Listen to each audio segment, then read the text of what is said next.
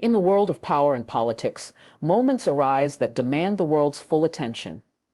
This is one of them. Just days before the highly anticipated meeting between Donald Trump and Vladimir Putin, the Kremlin has unleashed a chilling reminder, a missile warning aimed squarely at the United States. And as the European Union tries to tip the scales, their interference seems to have spectacularly backfired. What's unfolding is more than a clash of nations. It's a test of resolve, strategy, and the will to hold one's ground when the stakes could not be higher. Putin's decision to issue a missile warning right before his scheduled meeting with Donald Trump is not just a matter of military showmanship. It is a textbook example of political timing at its finest.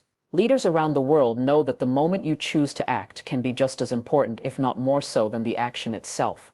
And this was not a move pulled from thin air. It was deliberate, precise, and calculated to send a message that would resonate in every power corridor from Washington to Brussels, from NATO headquarters to the streets of Kyiv.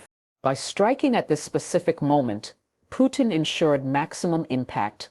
The Trump-Putin meeting is already under intense scrutiny, with global media dissecting every possible outcome. The United States has its own agenda. The European Union has been maneuvering to influence discussions, and NATO has been watching closely, wary of any shift in power dynamics. Into this already charged atmosphere, Putin drops a missile warning, a stark reminder of Russia's capability and willingness to defend its position. He didn't wait until after the meeting, when any statement could be dismissed as a reaction. He acted before the first handshake, ensuring the world understands the tone Russia intends to set.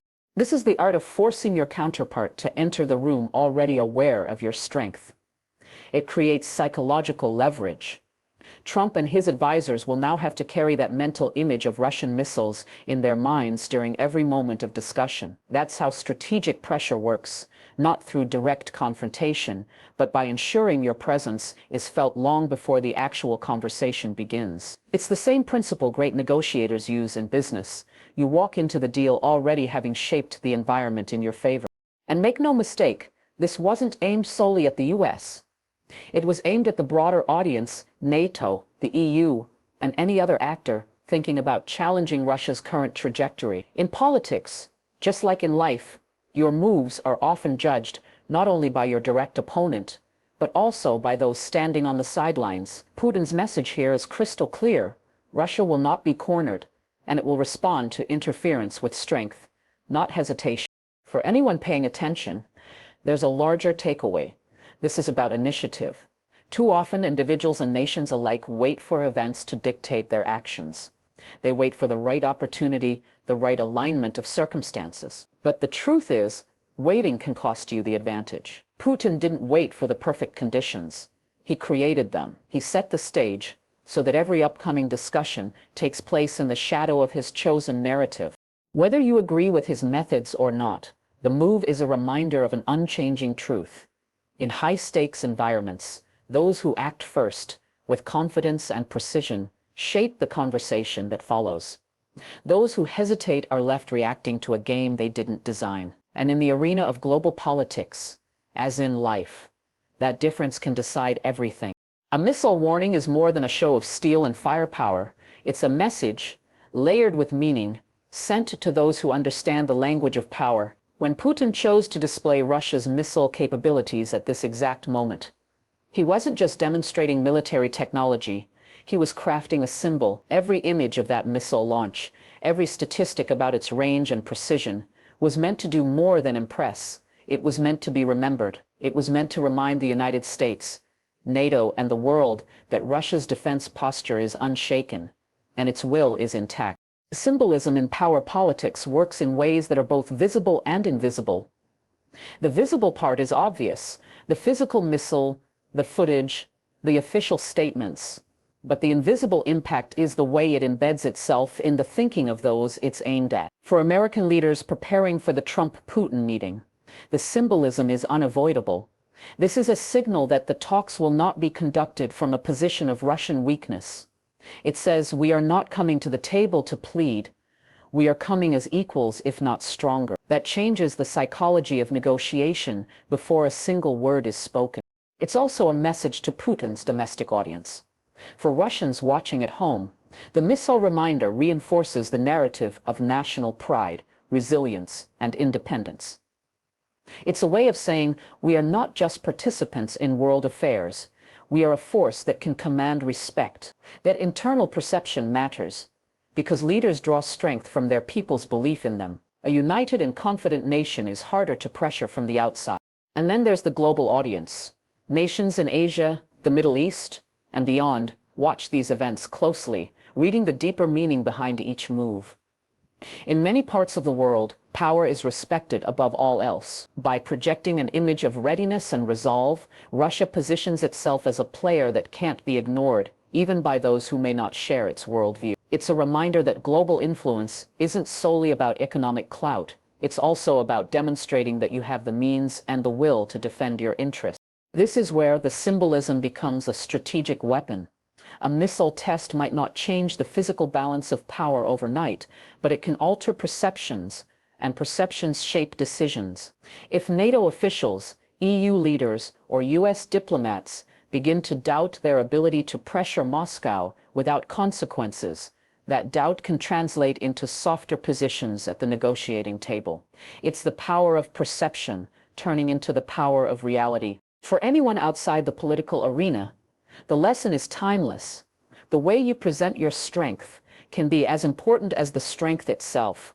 People often underestimate how much of success, influence, and authority comes down to perception. In business, in leadership, even in personal challenges, the image you project can determine how others deal with you. Putin understands this principle deeply, and by using missile symbolism now, before the Trump talks, he ensures that his presence will loom over every decision made in that room.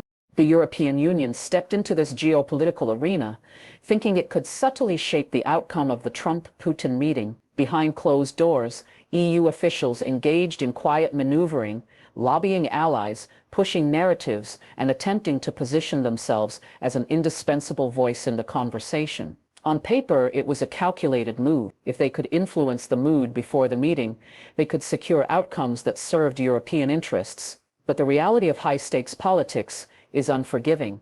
And this time, their strategy didn't just fall short, it backfired in spectacular fashion. The EU's interference was met with an unexpected counterstroke from Moscow. The missile warning. In one move, Putin shifted the conversation entirely. What was supposed to be a diplomatic undercurrent now became a headline dominated by Russia's show of force. The European attempt to sway events was drowned out, replaced by a narrative of Russian strength and Western vulnerability. Worse still, the EU's involvement now appears reactive rather than proactive. Instead of looking like a power broker, it looks like an observer struggling to keep up with the pace of events. This is a classic mistake in strategy, assuming that quiet influence will go unnoticed by your opponent. In truth, experienced leaders like Putin watch every move.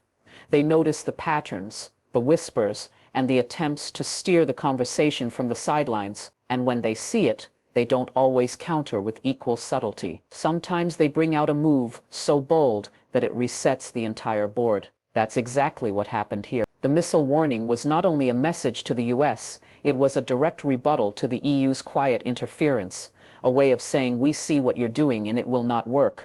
For the European Union, this is more than just a failed maneuver, it's a credibility issue.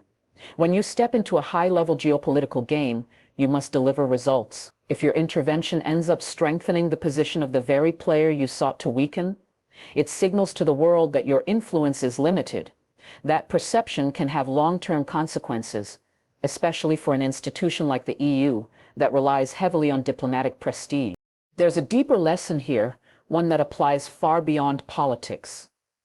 In any competitive environment, whether it's business, sports, or global diplomacy, half measures rarely produce the desired outcome. If you commit to influencing a situation, you must fully understand the landscape, the players, and the timing.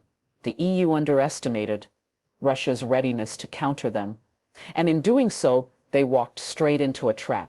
And perhaps the most important takeaway is this: power rewards decisiveness.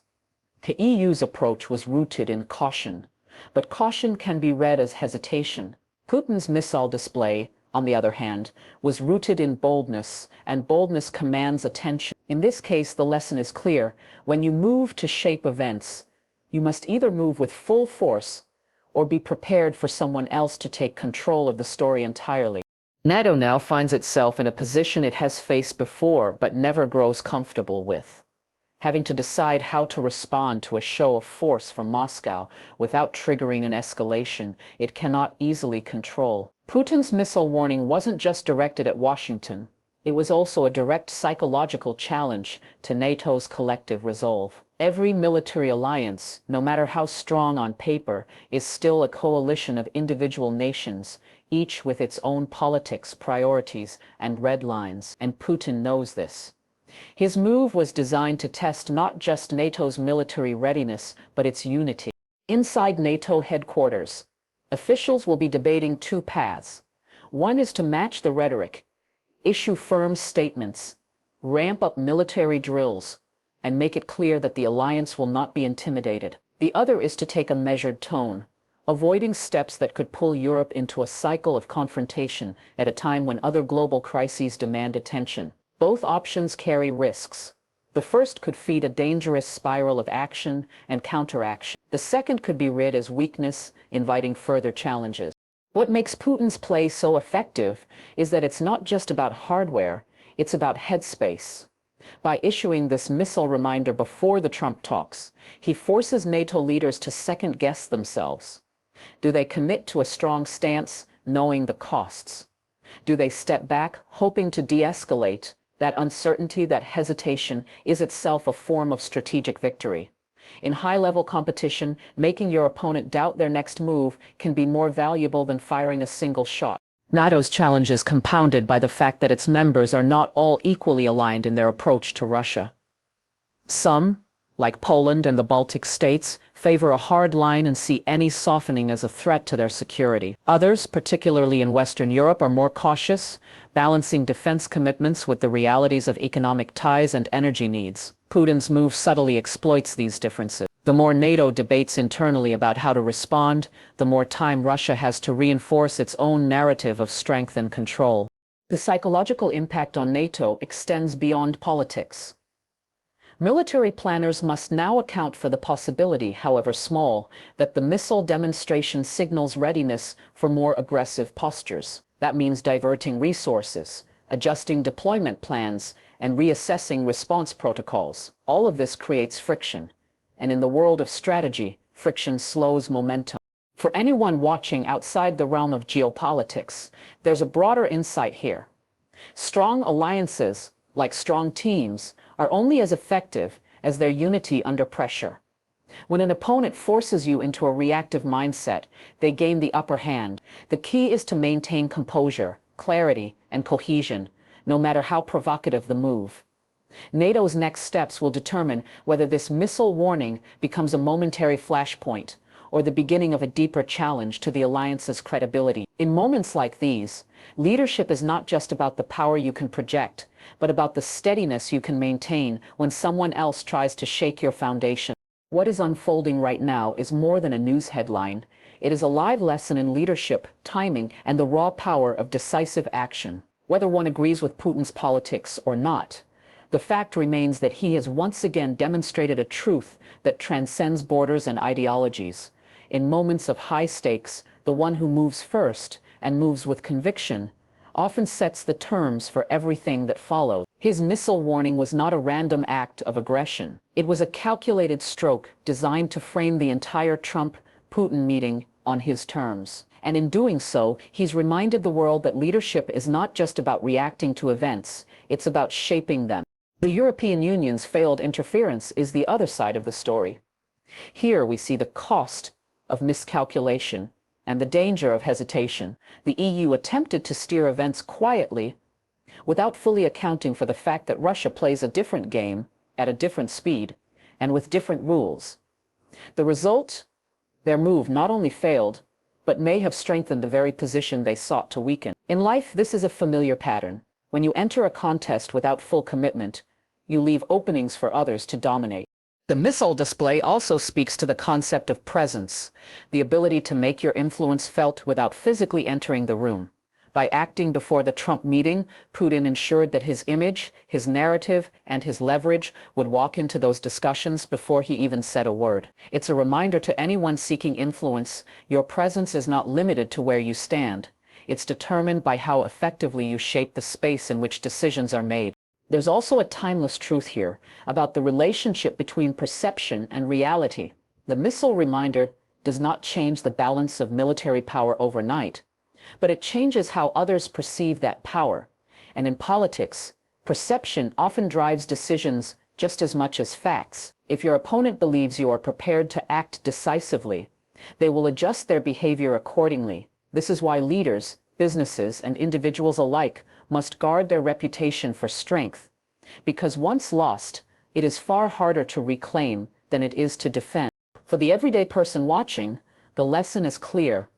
You cannot always control the world's events, but you can control how you respond to them, or better yet, how you position yourself before they arrive.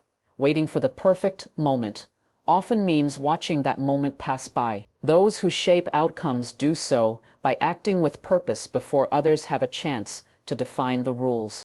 This moment on the global stage is a vivid illustration of that principle. Russia acted. The EU hesitated. And now, as Trump prepares to meet Putin, the atmosphere, the pressure, and the psychological framing have already been set in every arena of life. Those who wish to lead must remember this truth. Inaction cedes the narrative to someone else, and the one who controls the narrative controls the outcome.